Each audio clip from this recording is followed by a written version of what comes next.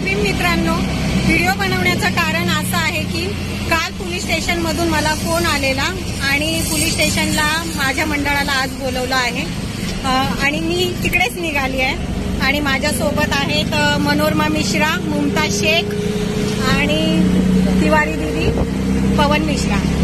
आम्ही पोलीस स्टेशनला चाललोय, MIDC Rabale police station Navi Mumbai.